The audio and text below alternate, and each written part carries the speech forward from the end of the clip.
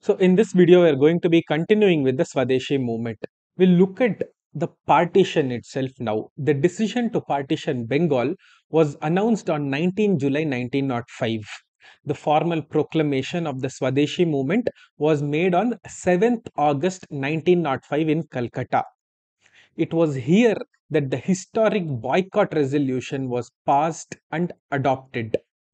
Even moderate leaders like Surendranath Banerjee were for the boycott of Manchester cloth and Liverpool salt.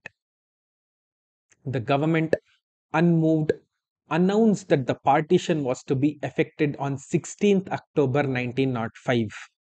This was declared as a day of mourning in Bengal. A strike was declared in Calcutta. Bande Mataram had become almost instantaneously the theme song of the entire movement. The economic aspect of the Swadeshi movement was the most important, as trade interests were at the heart of British interests in India.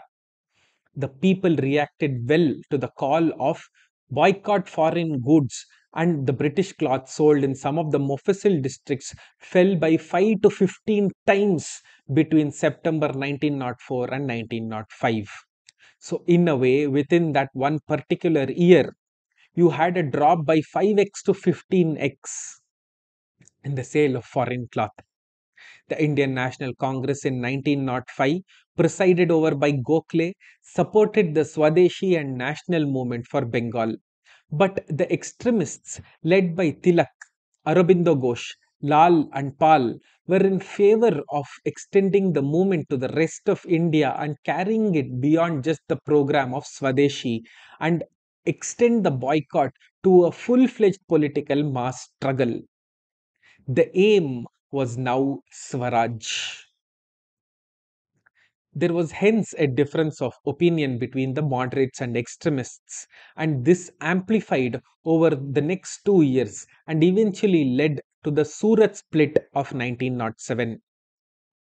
After 1905, once the people understood the nature of the anti-partition movement and the Swadeshi movement, thanks largely to the work of the moderates, the movement came under the sway of the extremists. This is the period when the movement assumed shades of a mass movement. There were ideas in the extremist camp about converting the boycott into a full fledged non cooperation movement and passive resistance. It was an absolute shame that the moderates weren't on board with this idea. Had the entire Congress put its weight behind such an idea, the Swadeshi movement could very well have been a major victory and a major opening to the path of independence. Had Tilak been allowed to lead unopposed and with the support of the moderates, it would not be an overstatement to say that Swaraj, or at least dominion status, would have been well within the grasp of the Indian nationalists by the end of the movement. But this was not to be. For now, the extremists had to be content with extended boycott. That is, it was to include the boycott of government schools and colleges, courts, titles, and government services, and even the organization of strikes in addition to the boycott of foreign goods. The boycott of foreign goods met with the greatest visible success.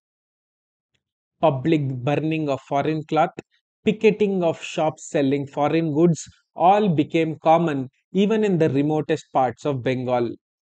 This theme was to continue even in the non cooperation movement, and this would be used by Gandhi to very great effect.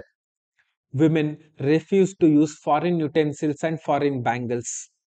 Priests declined offerings with foreign sugar.